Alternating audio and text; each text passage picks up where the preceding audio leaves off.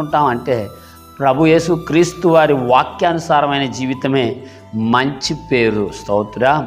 ఆ వాక్యం నీలో ఉంటుందా? నీలో ఉన్న ఆ బలహీనమైన సాక్ష్యాన్ని గలీజు చేసే లేదా సాక్ష్యాన్ని పాడు చేసే ఆ ప్రవర్తన అంతటిని మార్చేద్ది.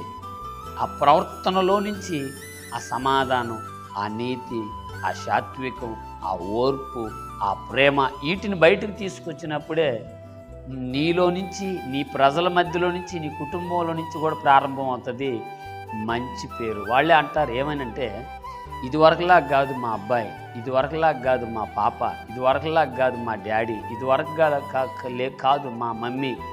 ఇలా ప్రారంభం అవుతాయి. అలా ప్రారంభం అయింది. తోద మట్టుకు కాపాడుకోవాల్సిన బాధ్యత నీకున్నదన్నదే దేవుని మాట. ఒకవేళ దేవుని దృష్టికి లేదా నీ ప్రజల దృష్టికి మంచి పేరు లేని